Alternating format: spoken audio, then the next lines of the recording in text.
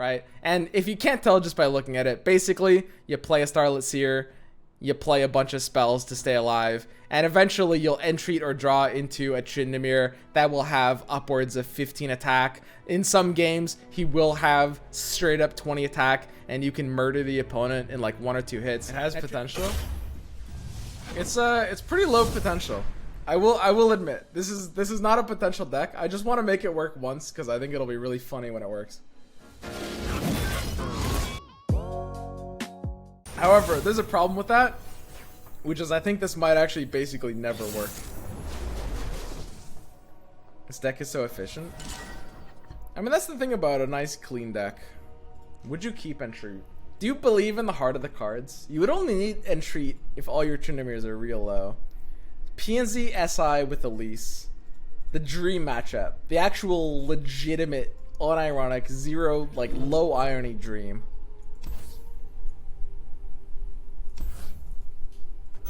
I can't respect Entreat here. I need ways of actually finding, like, keeping Starlit here alive. Like Elixir is going to be the most important thing. If I can keep her alive once, then I can enable Take Heart to keep her alive again as well. Hard mull for multiple seer. Pretty much. I don't know. I think Take Heart in a matchup where she's going to be threatened by removal is going to be fairly important. I'm going to have to play her now.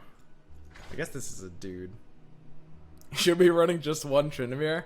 I mean, that would be really, really ballsy, right? If you ever draw him, it's like your combo just no longer makes sense.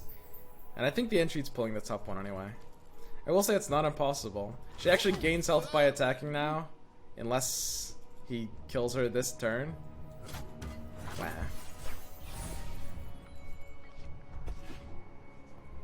Don't kill her. Don't do it. Don't do it. Is this worse than the mobilized turn 3 one shot? I think it might be. It's real bad. It's really actually just no good.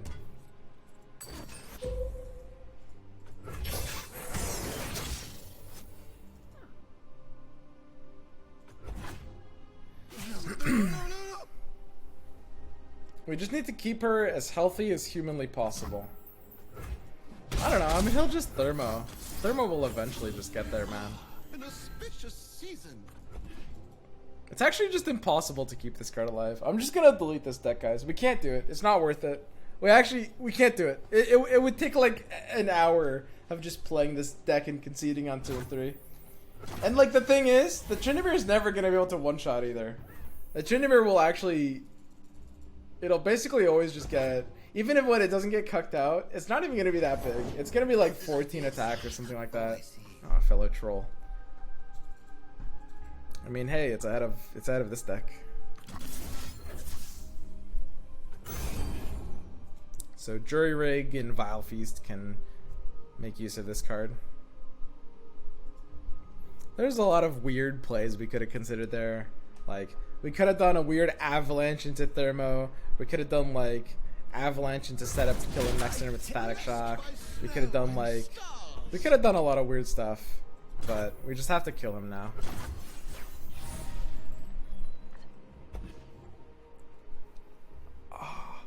I mean, we've stuck a Starlit. This is quite nice. He's not really looking like he's gonna Thermo. This could be it, guys. This is kind of the dream matchup. I say that. I thought this guy was a Karina deck, and he's not. Okay, looks like he will Thermo this after all. Wow, that's kind of rude, dude.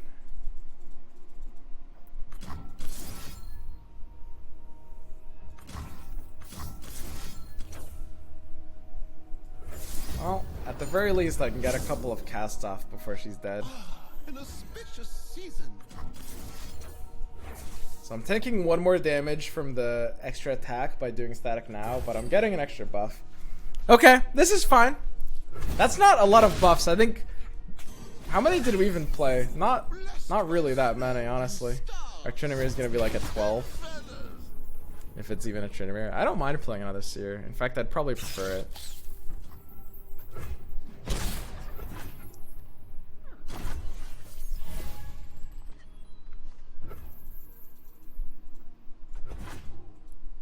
Okay, somewhere waiting for me in my somewhere waiting for me in my deck is a slightly bigger than normal Tryndamere.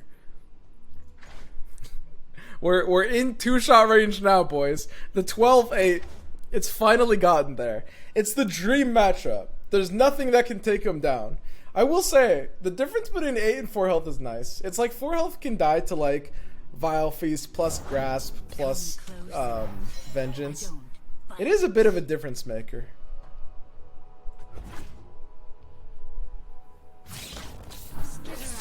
From the darkness. Yeah, I mean, we'll just reduce damage and play flexible, I think. It's like, we're likely going to be looking at like decent avalanches depending on how it shapes out. Usually that's going to be in the form of like, I don't know. I mean, it can only really hit if he plays Crawling Sensation, really. Nice value Fury of the North that just took 5 cards at a massive deck building cost. That's exactly right. Exactly. It's really just a slow, unreliable way of battle furying a Tryndamere.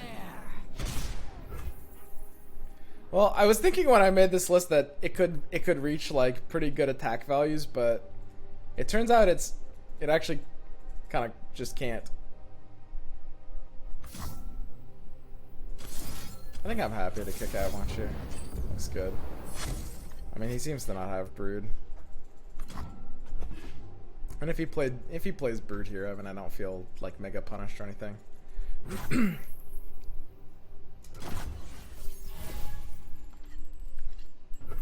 My blade grows restless. I gotta delete this deck, guys. I gotta delete it. I would say it's worse than Battle Fury. Could a Battle Fury do this? You would never have enough mana to Battle Fury on turn 1. I'm putting him on a clock of 2. What is he gonna do? Thermo beam me?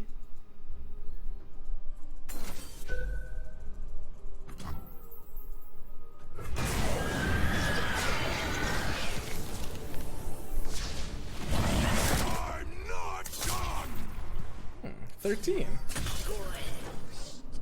So he's gonna be vengeancing this next turn. I mean, we're getting in one pretty good fucking swing, man. Like, do I even need a second Tryndamere? This looks great. Like, one swing. I mean, he'll set up the Vengeance next turn, but we'll just draw into, like, entry it into second Tryndamere and be Gucci.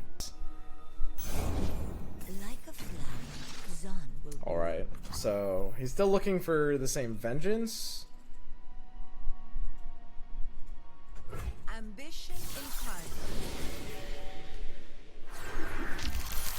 I mean, he could go for something weird, like a double Get Excited now. I could definitely see that.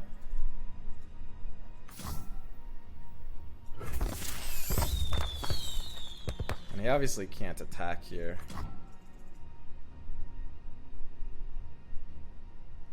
God, if he's got 9 damage from his hand, I'm so pissed, actually. I will not suffer fools. You don't stand a chance. Now that I don't understand.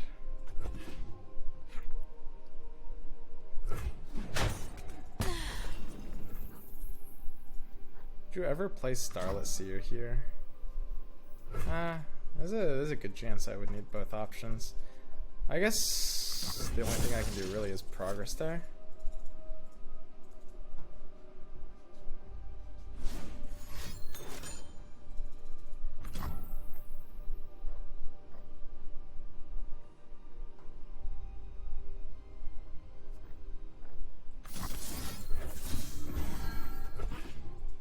Alright, so we've got a 16 attack Tryndamere. It's pretty big. It's pretty large. It's quite impressive.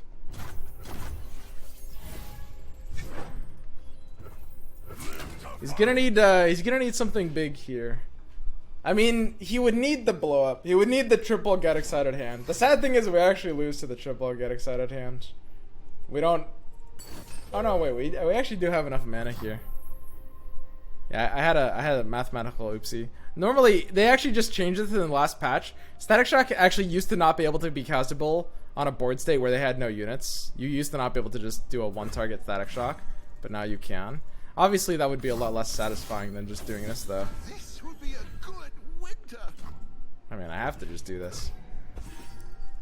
So now this is where he goes in for a second grasp. I would, you know what would really tickle my fancy here would be second grasp.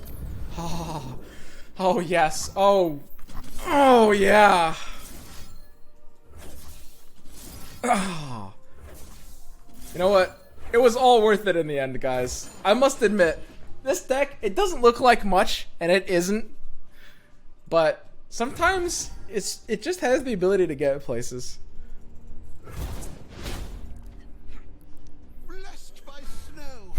These buffs, dude. This is so PM. He's gonna buff every time.